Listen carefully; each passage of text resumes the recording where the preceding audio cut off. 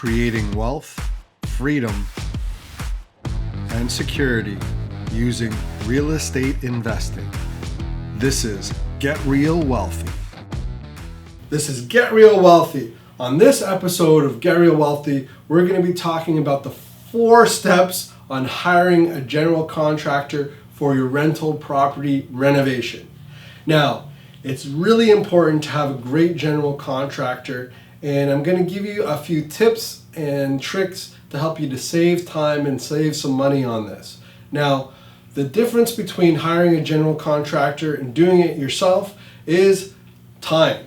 Usually you have to give up a lot of time in order to do a good job at a renovation. If you are giving up your time, then you are saving money. But if you want to have more time, you hire a general contractor and they actually manage all of the subcontractors. Subcontractors could be plumbers, electricians, carpenters. Maybe the general contractor does some work as well. Okay. Now, the problem can be is that if you do the work yourself, you may think you're saving money, but it's kind of like the story about the plumber who came to fix pipes and knocked on a pipe and the pipe cleared and then charged the person $200. And the person says, well, why it only took you 10 seconds. Why are you charging me $200 to do that?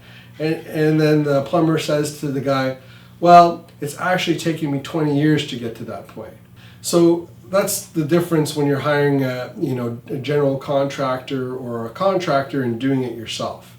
So step 1, ask other investors who they are hiring. And if they're not hiring right now or they're not using a contractor, who they've used in the past. That's usually a better one depending on where they are. Because a lot of times we're in a situation now, there are a huge need for contractors and just not as many available to do the work that you want.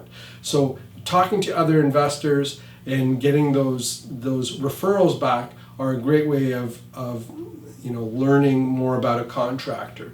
And I would also ask a contractor to give me a referral from another investor.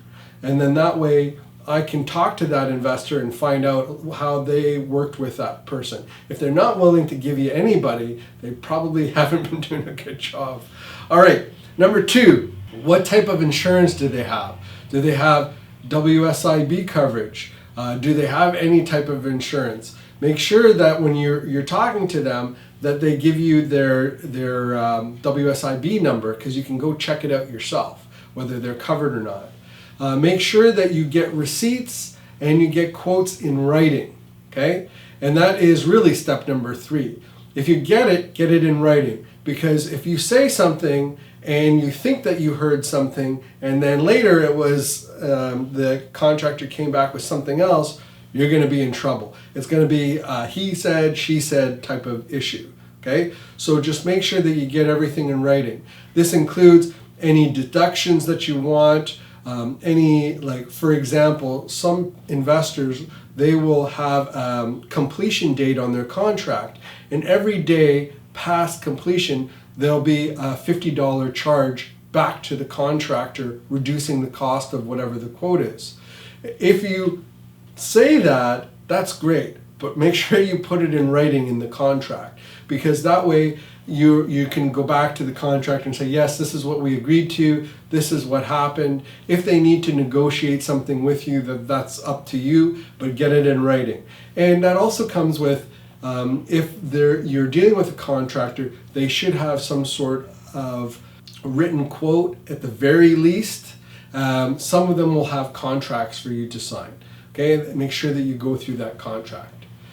All right, and step number 4 is make sure you're reviewing the work that is being done. Don't completely pay for anything until you've actually gone on site and reviewed the work, or you've had a very trusted employee or advisor, property manager to go in and inspect the work, somebody who has done inspections in the past.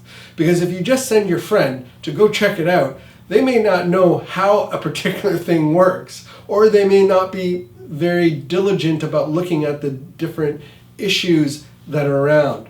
For example, sometimes people will go into a unit, but they may not see the door stoppers at the back of the unit, or they may not be looking at door handles. Like sometimes they'll see that the door is there and they'll say it's okay, but there's no door handle on the door.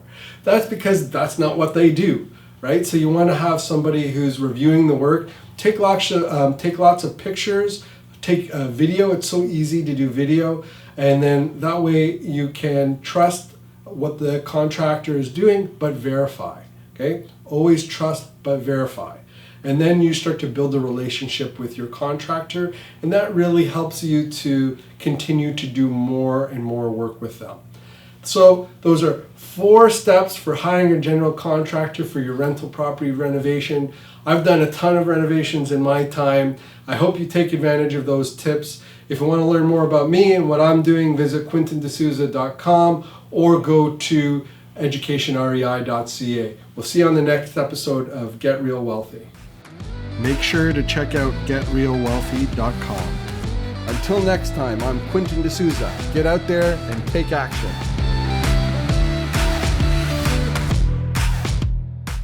The views and opinions expressed in this podcast are provided for information purposes only and should not be construed as an offer to buy or sell any securities or to make or consider any investment or course of action.